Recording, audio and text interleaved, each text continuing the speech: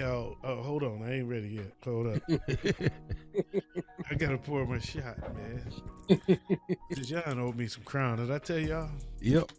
Dijon, you owe me a crown, man. I don't know if we ain't recording yet. Yeah. All right, so we recording? Yep. Okay. What up, though, y'all? What's going on? Welcome to the Offseason. I'm your boy, Tim Wilson. OG Tim Wilson, that is. Can you believe I actually remembered the name of the show this time?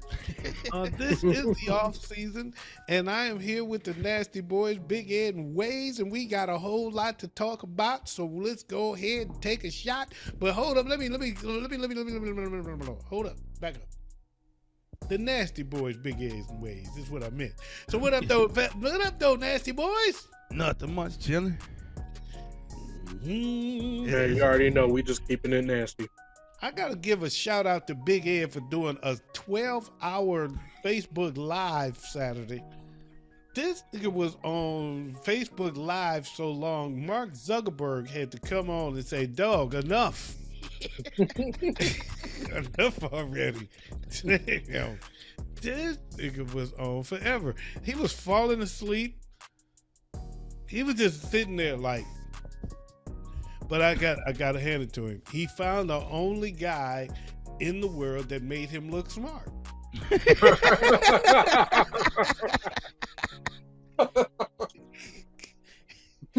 This was the greatest show on earth.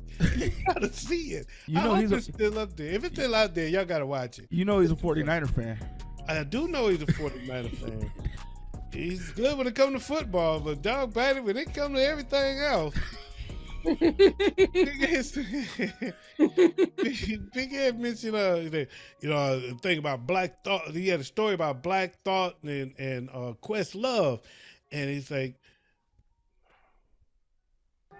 wait a minute, what, you don't know who Black? Oh, who is that?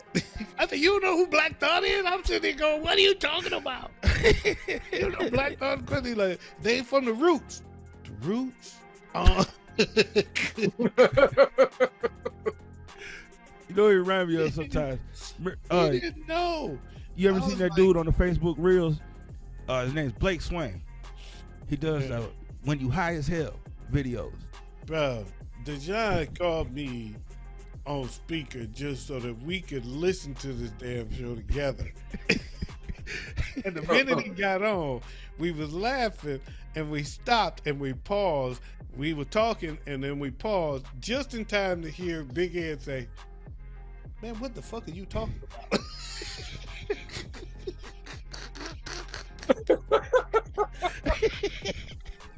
Yeah, that was a fun show. Woo. Man, it was a bit much. It was a bit much for a Saturday night. It was Friday night, actually.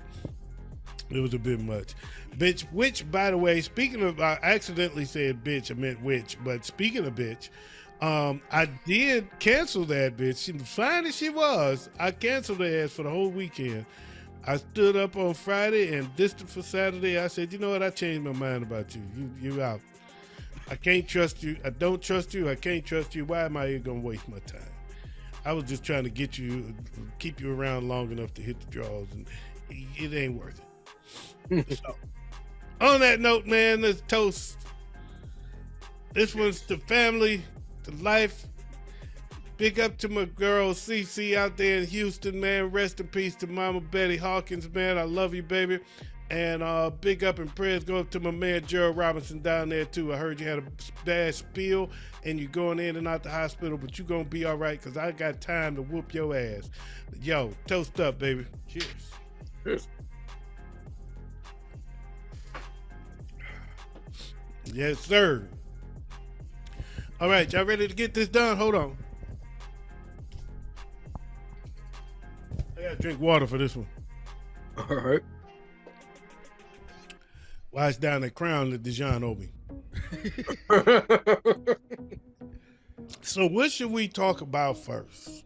Oh. Okay. I'm not sure what I want to talk about first. John Cena But I'm just saying.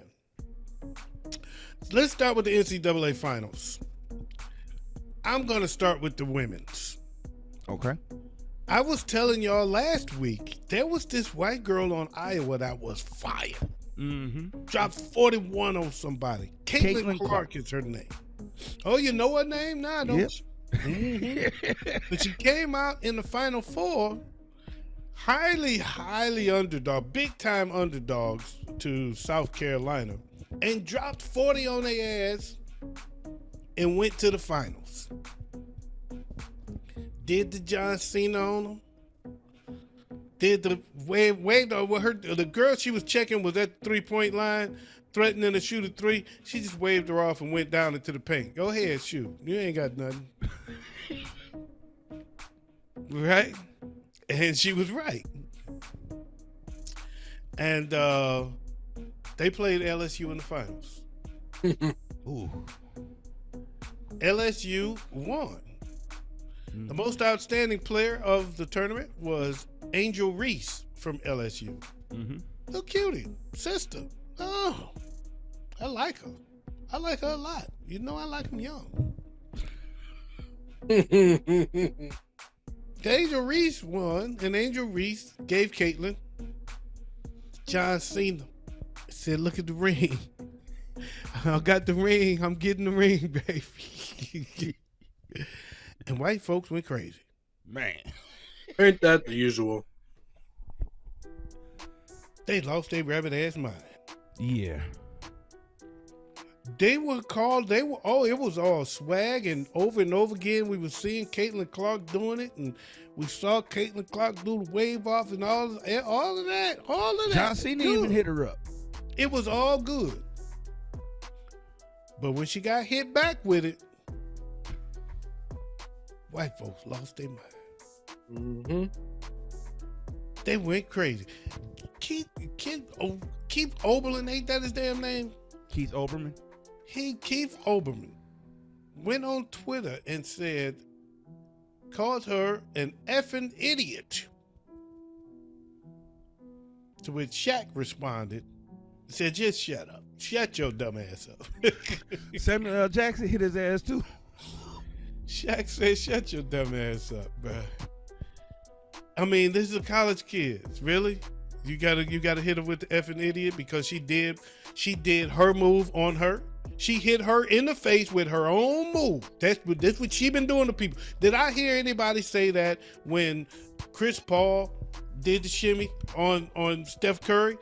Nope. Remember that when they were playing in the NBA, not the semifinal, the Western Conference Finals, and Chris Paul hit one in Steph's face and did Steph Curry shimmy on him? No, we ain't hear that. We ain't hear all of this stuff. When old boy did when they scored against the Ravens and he did the Ravens wave or whatever it was, you know what I'm saying? They did the wings in end zone. Yep. He did Ray Lewis dance. Yeah, ain't nobody say nothing. As long as it's black on black, nobody got a problem with it. Somebody did the Dirty Bird on the Falcons. On the Dirty Bird, that's what I'm talking about. He did the Dirty Bird. It was Ray Lewis did the Dirty Bird. Yep. Falcons. Nobody said nothing because it's black on black crime. Mm-hmm. But you hit the white folks back, and all of a sudden you ain't got no class. You're a thug. You're a freaking idiot.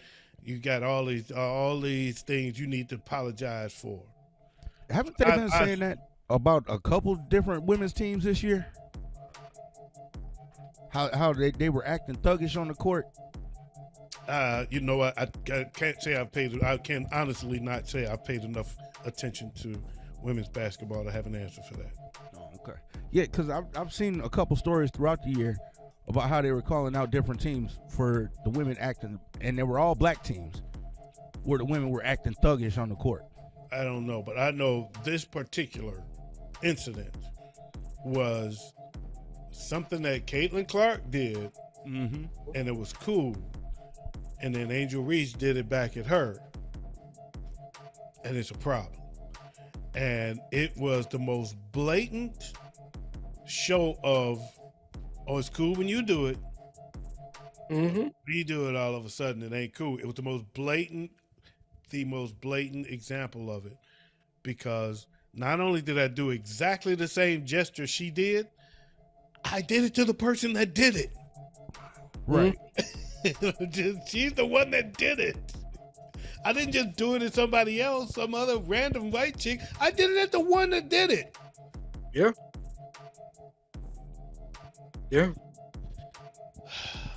I salute you, Angel Reese, for standing up to it all. I salute you for never backing down. You didn't even hesitate about backing down. You took it head on.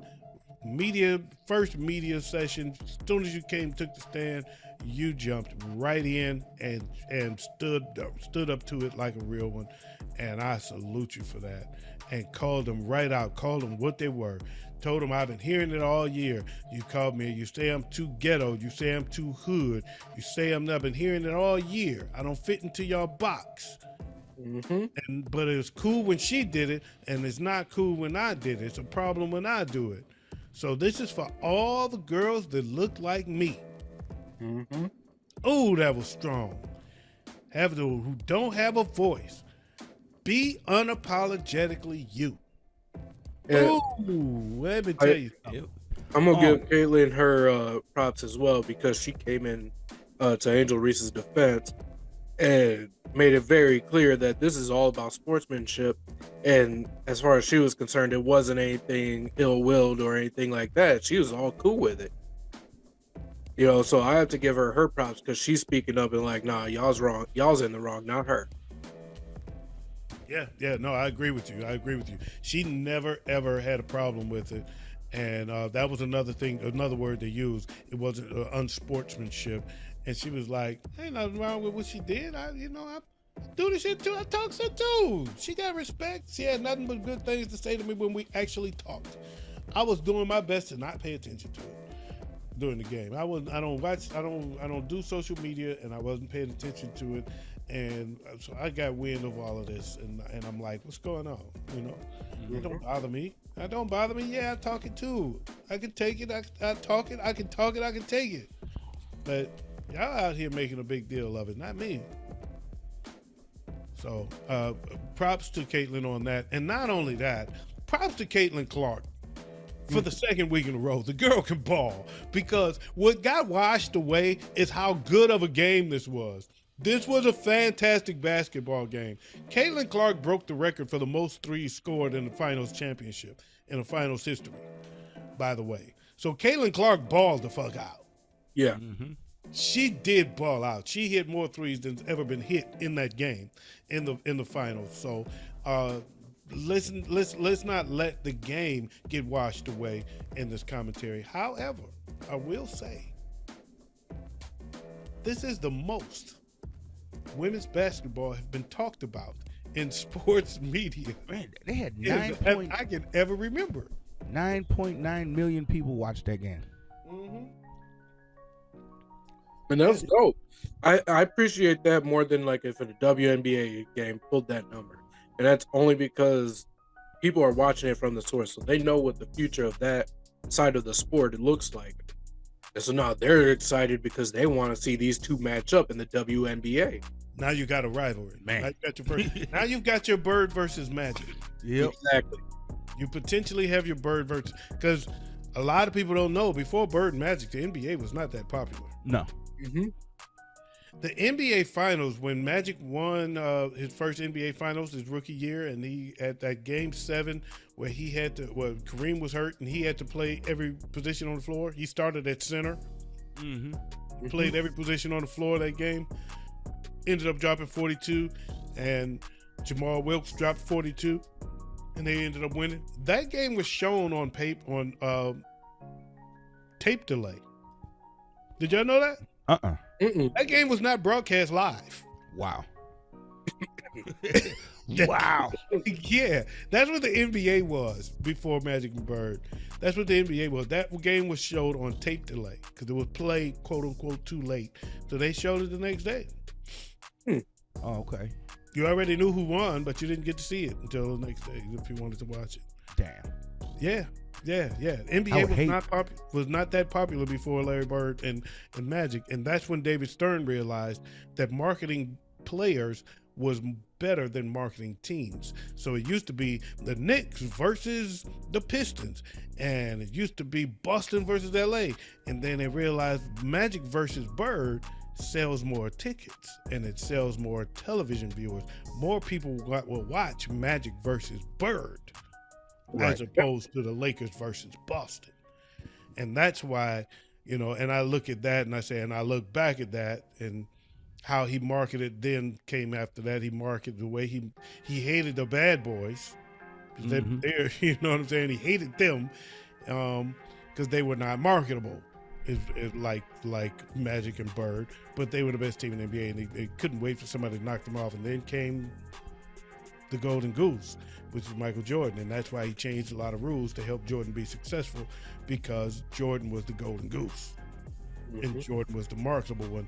And it wasn't the Bulls; it was Michael Jordan versus Isaiah, Michael Jordan versus Patrick Ewing and the Knicks, right? And so he was the most marketable, and that's why when people say, "Oh, but Jordan got 6 rings," I say, "But he just the Bulls got 6 rings." The David Stern effect carries on. That y'all credit these rings to one guy. The team was better.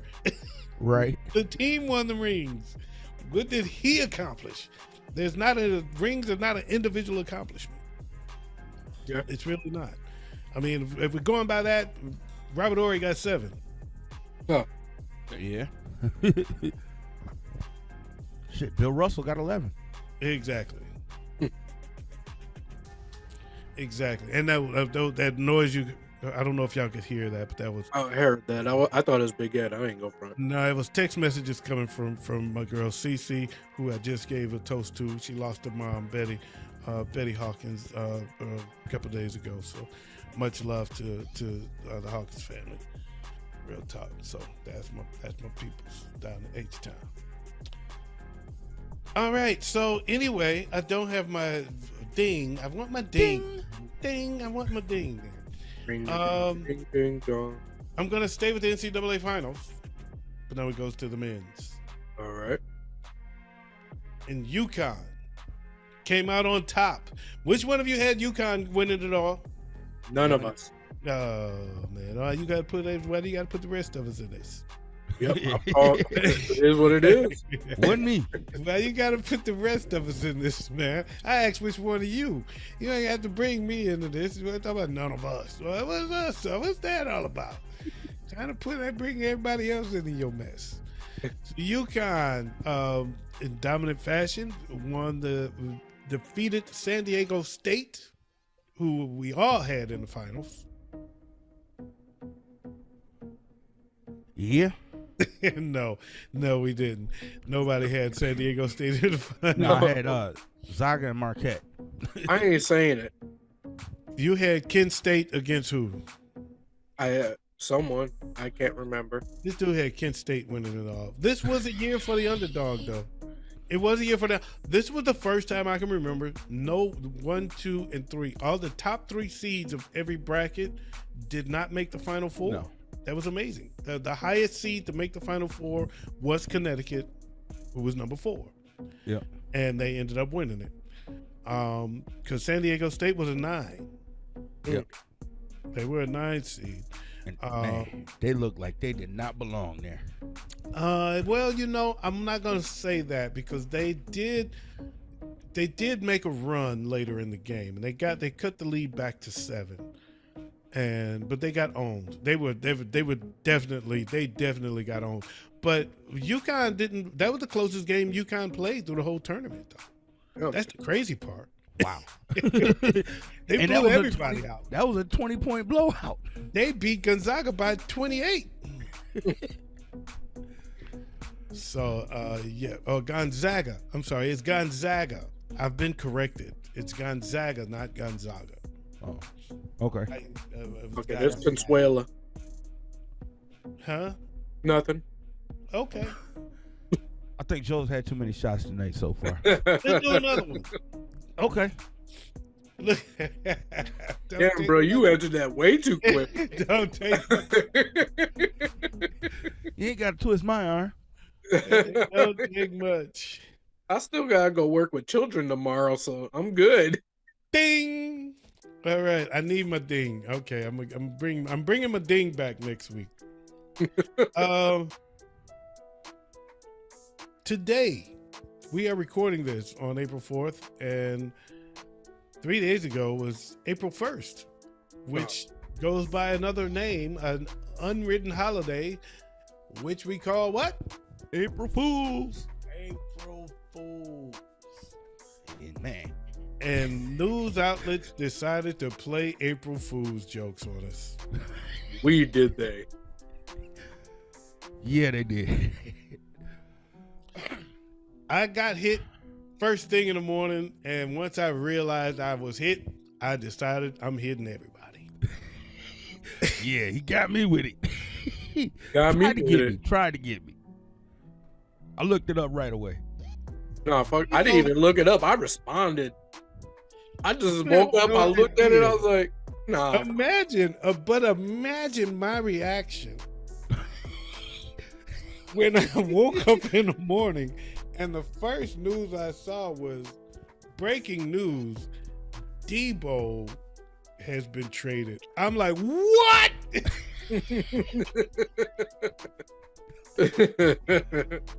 And then I read the story and it says Debo's been traded to the Bears. I said, what? I feel you. I ain't gonna lie. I saw your message.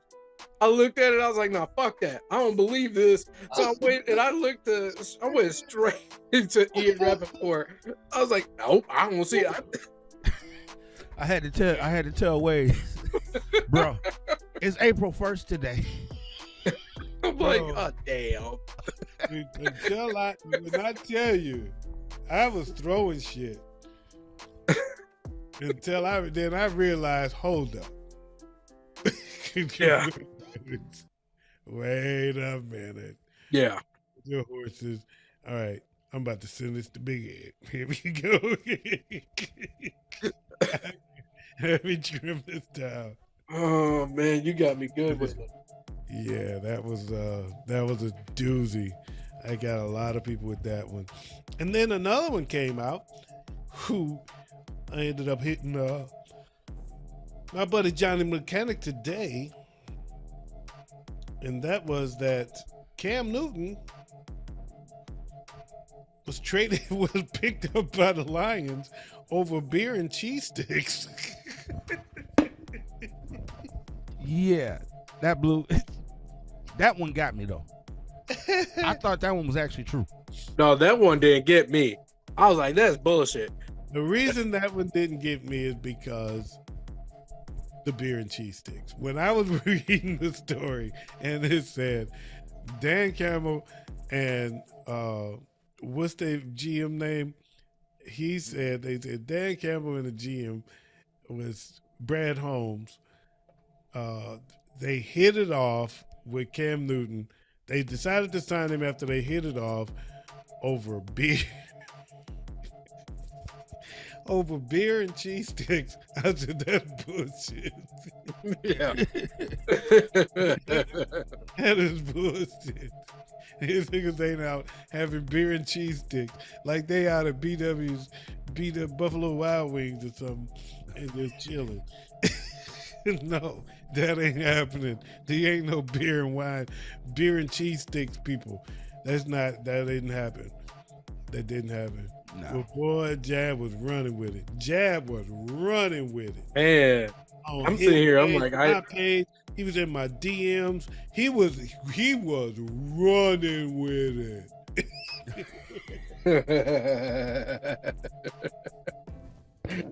He was gone. He finally. I love this move. A backup quarterback. When have you ever heard somebody say they love the move of picking up a backup quarterback? Not today.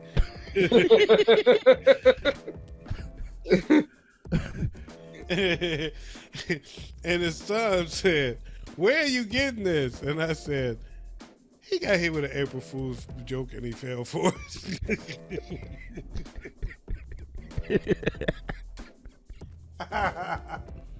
Okay. Oh. Oh my goodness. Did y'all hear any other ones? That's the only two I heard. I don't know if y'all heard any more April Fool's jokes. I can't say that I have. Something that sound like they might be April Fool's jokes, but I they got actually something. might be true. What's the latest in the? Anybody heard the latest in the Lamar Jackson saga, or the Aaron? Seems like the Aaron Rodgers saga has kind of died down. So Yeah. that news has been falling kind of behind the times. The last two things that I heard are the Colts are looking at Lamar, and the Jets are actually looking at Lamar. I wouldn't be surprised if the Jets were looking at Lamar. What I've heard is that Baltimore ends up with that fourth pick for Lamar and some other capital, and they end up walking away with Anthony Richardson. Mm-hmm. That's the one, and that would come from the trade with the Colts. So that brings me to story number 4. I need my ding back. bringing my ding back next week. You know, a man got to have his ding. I have with me from Lance Zerline Oh, another mock draft. Okay. All right. Carolina Panthers with pick number 1. The Carolina Panthers select Bryce Young out of Alabama, quarterback out of Alabama. With pick number 2, the Houston Texans select Tyree Wilson, edge rusher out of Texas Tech. Wow. and I don't disagree with that.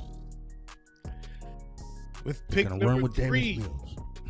Arizona Cardinals select Will Anderson Jr., edge rusher out of Alabama.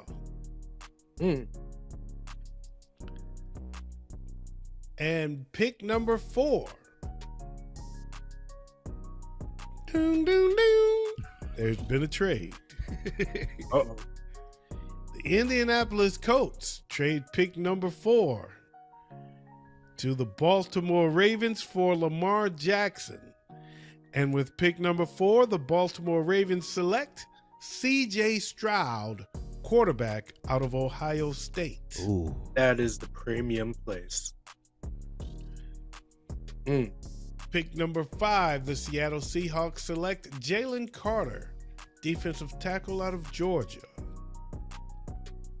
With pick number 6, the Detroit Lions select Devin Witherspoon, cornerback out of Illinois. That's fair. With pick number 7, the Houston Texans select Will Levis, quarterback out of Kentucky. Yeah. With pick number 8, the Atlanta Falcons select Christian Gonzalez, cornerback out of Oregon. Wow. This is almost unanimous at this point. With pick number 9, the Chicago Bears select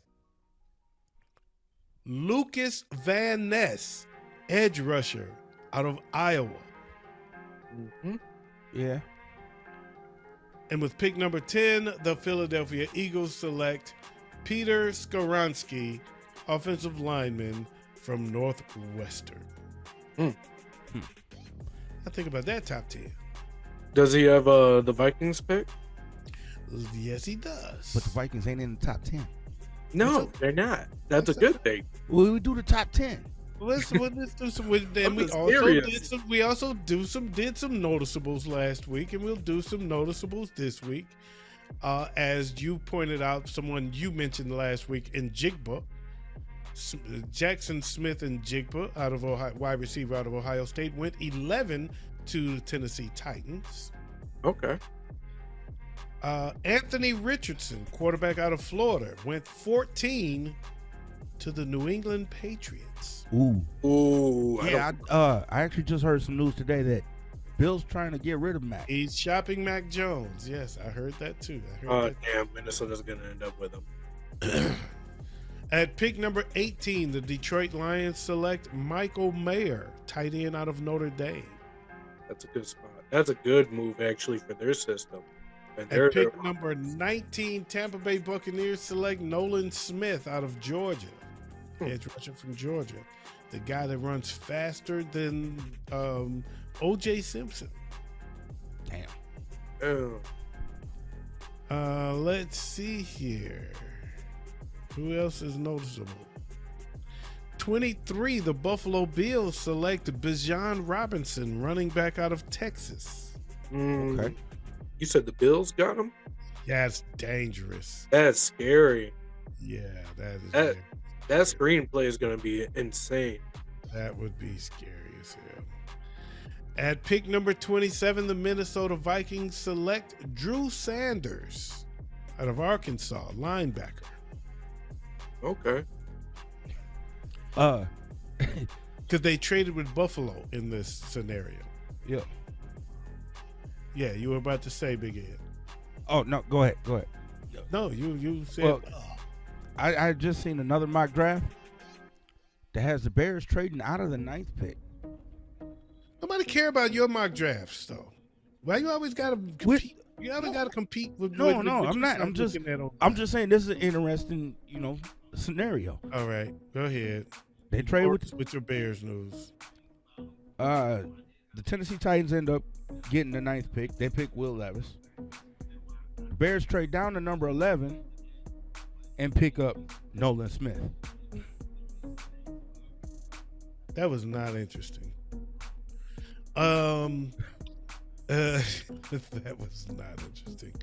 That's all. That's it for that's all the notables, because the 49ers don't have a first round pick, and in this scenario they did not trade up to get one. Although there has been talk of them trading into the first round, trading away one of their quarterbacks to get into the first round. That there has been some whispers about that. And that is a way I could see Trey Lance ending up in Minnesota. And to be honest, I don't even think it would be Trey Lance that ends up here. No, there's been talk of Trey Lance ending up here for Kirk Cousins. I don't see it. I think they're moving. It looks to me like they plan to move forward with Brock Purdy. Okay. And I think what they've said, what the narrative coming out of camp is that it's his job to lose. So Trey Lance, you're not out, but you got to win the job back, because right now the job is Brock Purdy's. Yeah. So you've got to come take it from him. That's basically where from what I'm getting from my sources, where they are in that regard. Now, there's a lot of talk here that the Lions might go after Skoronski and toughen up the offensive line. That's not a bad move, but it's a move I really prefer not to see. And there's a lot of people here that want them to go, if he's there at 18, in this scenario he is, they want them to grab Bijan Robinson. By the way, at 18, if he's there, the running back. By the way, Derrick Henry signed with the Cowboys today. Yeah. Was that confirmed? Oh, it is official now? Oh, I hadn't seen it. It's not official, but it looks like it was going to happen. So I didn't get final word. Now, there is some news out there that I missed. Dog about it, I just remembered, because it was on a different source, and that's why I didn't remember. Atlanta's owner is getting sued. Did y'all see that? Oh, what did you do now? Oh man, it's Arthur Blank. Big story. It's a big story, man. Hold up, let me see if I can find it. Yeah, he's by one of the coaches that just left. He's for misconduct and all kind of shit. Yeah, he's going after him, man. He's going after him. It's big. It's a pretty big story, actually. And I wish I would have found it before the show so I could have it here for you, or remembered it before the show, I should say. But I forgot all about it. But yeah, it's a former coach or somebody, Todd McDonald or some shit is going after him. Never mind. You know what? That's the end of the show, y'all. Thanks for joining us. I hate that I'm bringing up a story that I didn't save it on my phone. I didn't even keep a record of it. I meant to save it so that I could have it for the show, and then I forgot about it, and I don't even have it. I didn't even save it. So anyway, that's the show. Thanks for joining us. This is the Offseason. I'm your boy OG Tim Wilson. On behalf of the Nasty Boys, Big Ed and Ways, we are out of here until next week. Y'all make sure y'all be safe. Take care, and we'll see y'all next time. Hopefully y'all catch us this weekend. Waze is not going to be here this weekend, right? I am not. I'm going to be out with the family on vacation. So it's going to be me and Big Ed, man. We're going to go in. We're going to go in and do our thing this weekend. Okay. We'll catch y'all then. Otherwise, we'll catch y'all next week. Y'all be good. Peace. Any last words? No. Huh? Minnesota picks a quarterback in the first round. Good night. Oh. Because he finally realized Kirk Cousins sucks. No, we just got a future to think about. Kirk ain't going to always be here, so we need to have a backup plan right away. The Bears got Debo.